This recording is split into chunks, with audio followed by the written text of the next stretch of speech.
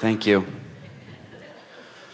So, for the past year, I've been doing an excellent job of not caring about what other people think of me. And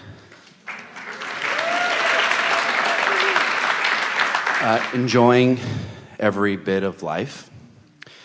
And recently, I decided to really care about what someone thought of me. So I'm wondering where I went wrong. Because Well, here's the thing that's tricky about this, because we can glibly say to you that you're expanding and this is the standard that you want to find harmony with, and you really have to get to a place where you don't give a rip what anybody else thinks, because there's too many moving parts. And if you're trying to stand on your head to please that one or that one or that one or that one or that one, you really can only have one person in your life like that, because if there are two and they want something slightly different, then you don't know what to do. But all of that is, while it is law-based, it's not the easiest thing in the world for you to make work in your life, because the fact of it is, there are a lot of people in your life, and a lot of people do hold you as their object of attention, and a lot of people do have a response to things you do and things you say and things you think. In other words, you're getting constant feedback. So if you've been trained, like most people do, to try to offer behavior that produces pleasing responses from them, then life's really busy for you. Your parents taught that to you early on. If you please them, they smile. If you don't please them, they punish you in some way. And without meaning to, they were well-meaning in every case, they trained you away from your own guidance system. And the thing that's tricky about that is that as you try to please that one, no matter what it is, there is a strong possibility that you are defying what you have actually put into your own vibrational reality, that your own source energy is calling you towards. So you really have come to a rather strong decision that is of great value when you say, I've decided that it matters most to me how I feel, because it matters most to me that I'm in alignment with source. But then it turns out that it all kind of fits together nicely, because for you to be in alignment with source, you must think loving and appreciative thoughts of whoever is your object of attention.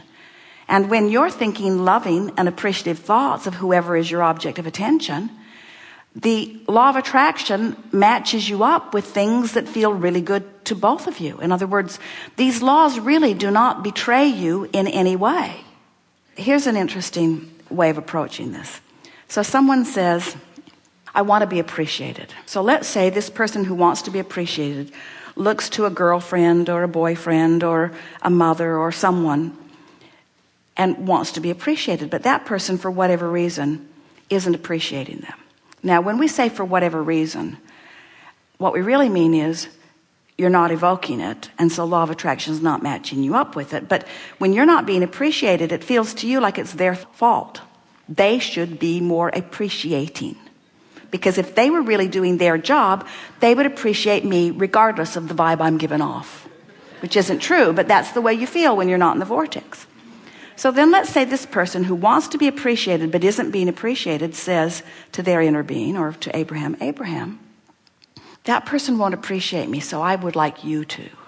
I want to feel your appreciation.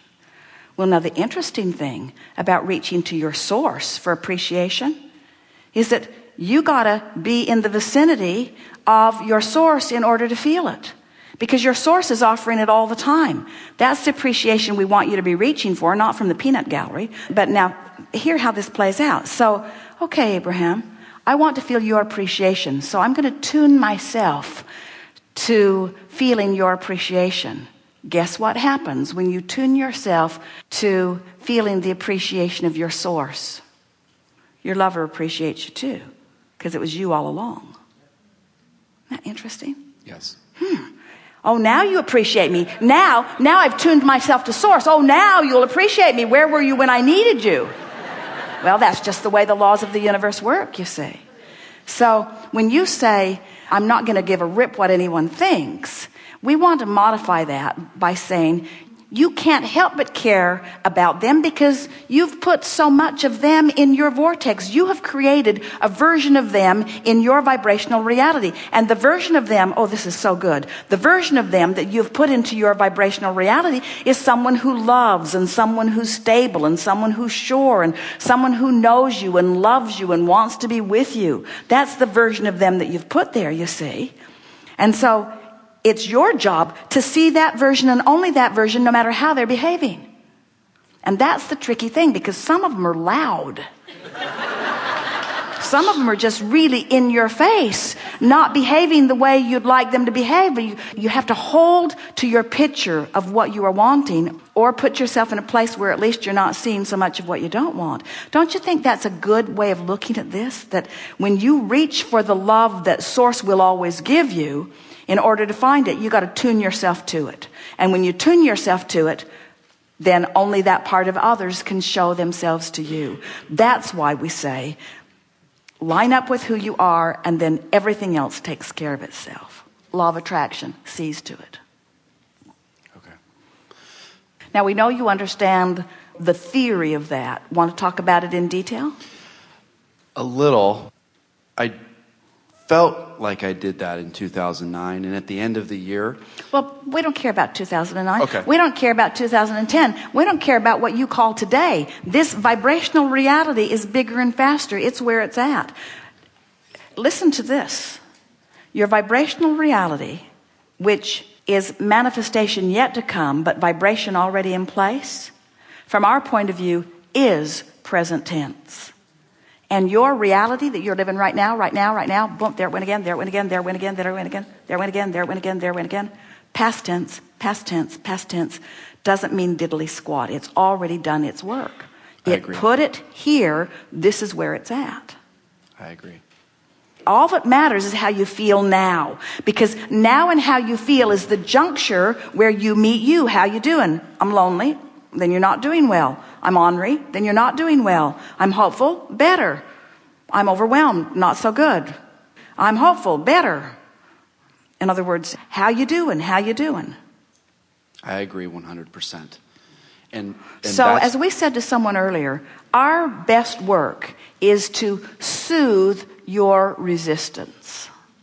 So we start to soothe your resistance by telling you the unequivocal, undeniable law that never gets squirrely on you.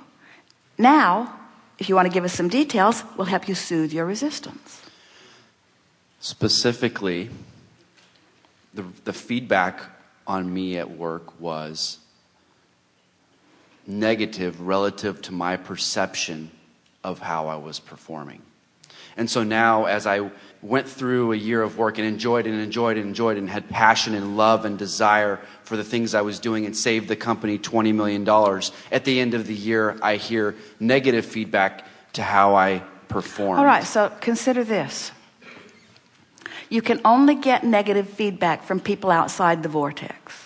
I agree. So why would you care what someone out of the vortex says to you when it's 100% probability of it being negative? So where do we suggest you get your feedback from? Source. And what do you think Source is saying about that? We really want to jump in here so that you get it. You care what they think. I agree. That's like asking someone who doesn't have any money to give you a loan.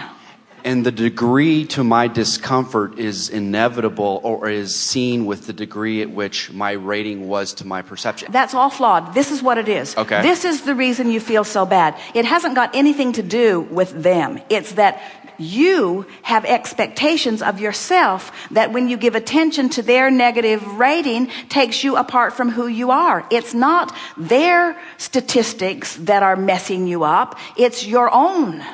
In other words, this will feel a little off the subject, but it really isn't. It's right on. Someone will say, this rascal, often it's a lover or an employer, this person has made me so frustrated and angry, and in the process, I have asked for this, and asked for this, and asked for this. So that person is responsible for enormous expansion.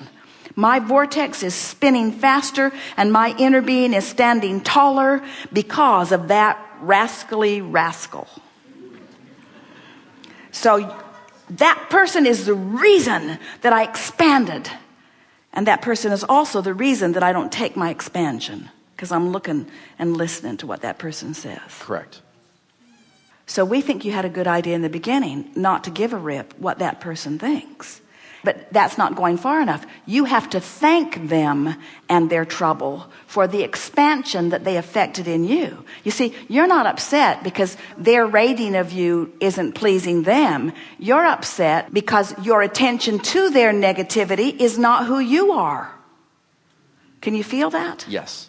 And you said some words that were very telling in that, because you kept saying, my perception and their perception. Their perception of me doesn't measure up to my perception of me. And we say, no, that's not what it is. Your perception of you isn't matching up to your perception of you. They are irrelevant. They were only fodder for your expansion.